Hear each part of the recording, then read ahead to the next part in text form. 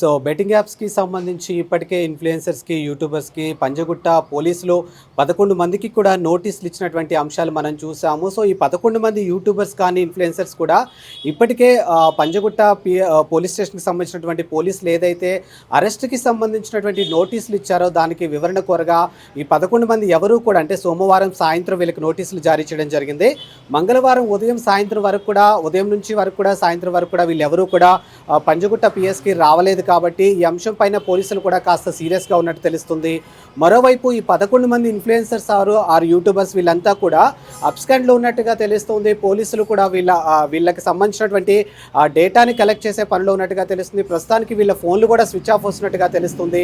And గతంలో వీళ్ళు ఏదైతే బెట్టింగ్ యాప్స్‌కి సంబంధించినటువంటి అంశాలు వీళ్ళు ప్రమోట్ చేశారో అందులో భాగంగా ఏవైతే దానికి సంబంధించినటువంటి వీడియోస్ ఏవైతే ఉన్నాయో వాళ్ళ సోషల్ మీడియా అకౌంట్ నుంచి కూడా వాళ్ళు డిలీట్ చేసినటువంటి పరిస్థితులు కూడా మనకి ఇక్కడ కనిపిస్తున్నాయి. ఇకపోతే తాజాగా టేస్టీ తేజ అంటే ఇతను గతంలో కూడా బిగ్ బాస్ 8 కంటెస్టెంట్గా ఉన్నటువంటి టేస్టీ తేజ పైన కూడా బెట్టింగ్ యాప్స్కి సంబంధించినటువంటి కేసు నమోదు అవడంతో ఆయన కూడా పోలీసుల్ని ఫస్ట్ ఆయన సోమవారం రోజు పోలీసులు నోటీసులు జారీ చేసినప్పటికీ కూడా మంగళవారం ఆయన సాయంత్రం వరకు కూడా ఆయన రాకపోతే పోలీసులు కాస్త సీరియస్ అయినటువంటి అంశాన్ని దృష్టిలో ఉంచుకొని టేస్టీ తేజ పోలీసుల దగ్గర హాజరైనట్టుగా తెలుస్తుంది. ఇకపోతే తాజాగా నటి యాంకర్ అయినటువంటి విష్ణుప్రియ ఈరోజు ఉదయం తన అడ్వకేట్తో కలిసి పంజగుట్ట పిఎస్లో ఉన్నటువంటి పంజగుట్ట పిఎస్కి రావడం జరిగింది. తన అడ్వకేట్తో కలిసి గతంలో నేను బెట్టింగ్ యాప్స్ని ప్రమోట్ చేసిన మాట నిజమే, బట్ దయచేసి తప్పు ఏదైతే ఉందో ఆ తప్పుని నన్ను మన్నించాలి అనే కోణంలో కూడా పోలీసుల్ని వేడుకున్నట్టుగా తెలుస్తుంది. బట్ జరిగిన ఆల్రెడీ డ్యామేజ్ జరిగిపోయింది కాబట్టి డెఫినెట్గా దానికి బాధ్యత వహించాలి అన్నట్టుగా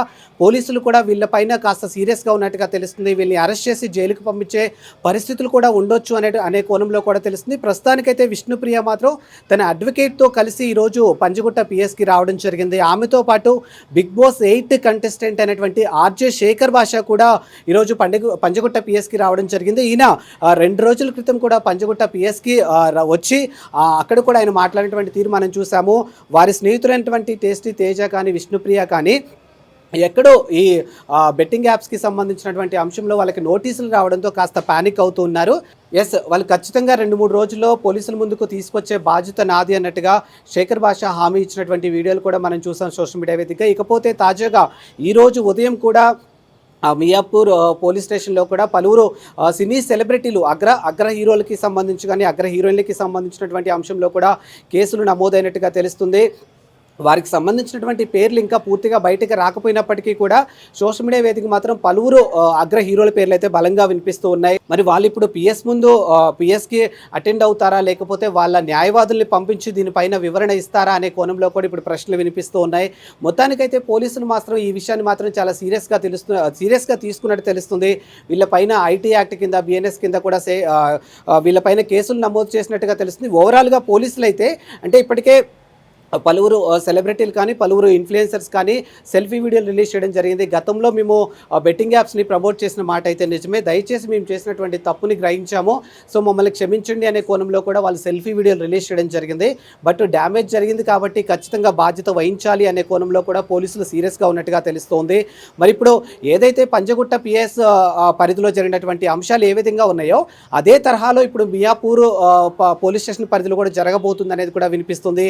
మరి పలువురు అగ్ర హీరోలు కానీ అగ్ర హీరోయిన్లు కానీ పలువురు కీ రోల్ ప్లే చేసినటువంటి యాక్టర్స్ అంతా కూడా వాళ్ళకు కూడా నోటీసులు ఇచ్చినట్టయితే తెలుస్తుంది. మరి ఈ నోటీసులకు వాళ్ళు సమాధానం చెప్తారా, లేకపోతే వాళ్ళ అడ్వకేట్స్ని పంపించి దీని మీద వాళ్ళు మాట్లాడతారా అనే అంశం మీద కూడా ఇంకా క్లారిటీ రాలేదు. కెమెరామెన్ దిలీప్తో ఆదిత్య.